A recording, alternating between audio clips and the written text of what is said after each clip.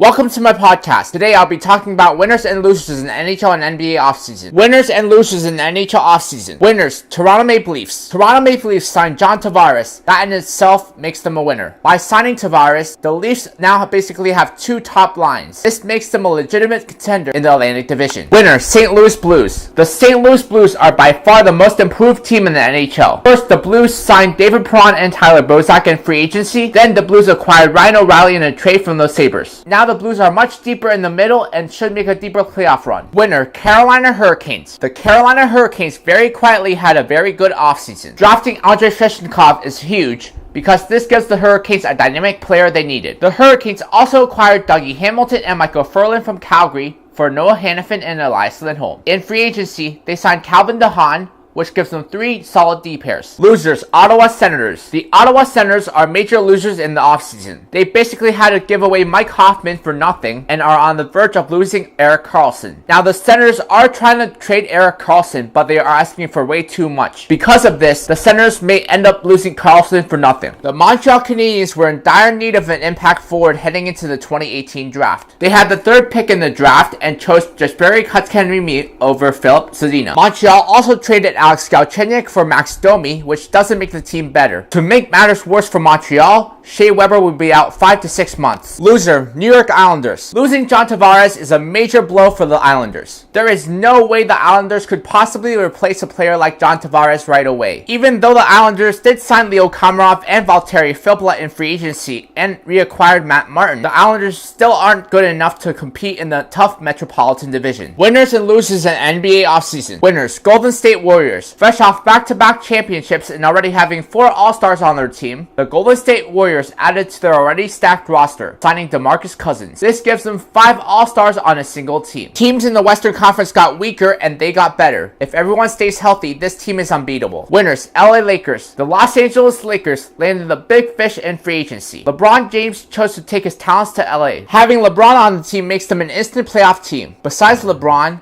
the Lakers also signed Rajon Rondo, JaVale McGee, and Lance Stevenson. Winner, OKC Thunder. Despite having many options in free agency, Paul George chose to stay with the OKC Thunder. The Thunder traded Carmelo Anthony to the Hawks in a package for Dennis Schroeder. OKC also added Nerlens Noel and re-signed both Jeremy Grant and Raymond Felton. Loser, Cleveland Cavaliers. Last offseason, the Cleveland Cavaliers lost Kyrie Irving. This offseason, the Cavs lost LeBron James for nothing. Right now, the Cavs are left with Kevin Love and a bunch of role players. The best thing the Cavs can do right now is trade Kevin Love and rebuild for the future. Loser, New Orleans Pelicans. New Orleans Pelicans lost DeMarcus Cousins for nothing. They managed to sign Julius Randle, who is a solid replacement for Cousins. The main issue here is that Anthony Davis is going to eventually grow frustrated losing in New Orleans. Loser, Charlotte Hornets. The Charlotte Hornets bought out Dwight Howard's contract. Biombo has one of the worst contracts in the league. He's paid $16 million per season through 2020. To make things worse, the Hornets could end up trading Kemba Walker, their only good player. In my next podcast, I'll be talking about impact rookies in the NHL, NBA, and NFL.